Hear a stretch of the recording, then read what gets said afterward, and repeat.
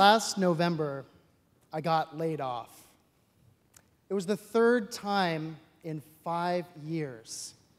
I had the same reaction that I always have when I get laid off, which was, woo! Freedom, baby, freedom! See, I want to be an entrepreneur and a public speaker, and if I could snap my fingers and be doing that for a living right now, I would do it. But I'm not quite there yet. So I still need a day job. Over the years, I've struggled with day jobs. I've felt resentful, disengaged. Now, I know that I'm not alone in feeling that way. A Gallup study found that 87% of people worldwide feel disengaged at work. And yet, when I started a new day job last February, I decided maybe it was time to try a different approach from Resentment Fest.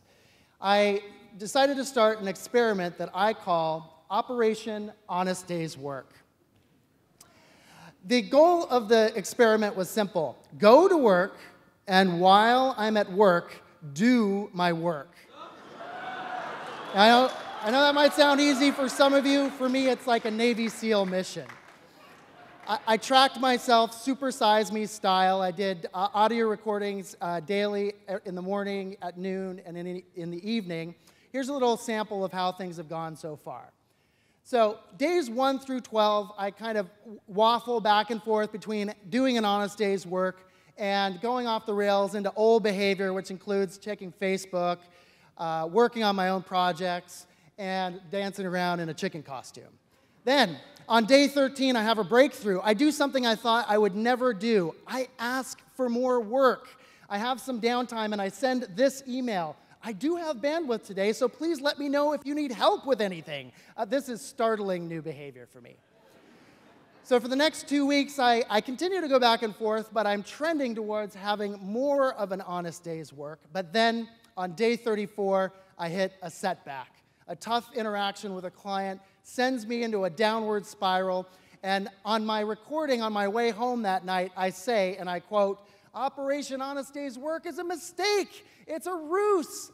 The way out is through. No, the way out is out, and I want out now. Hulk smash!" Well, I get back on the bandwagon the next day, and for the next week, I struggle, again, back and forth and back and forth.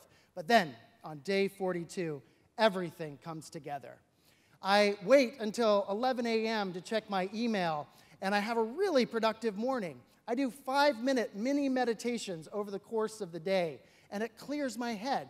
I break my day into 20-minute chunks, and it makes the day go by faster. I feel clean, clear, and strangely on top of it.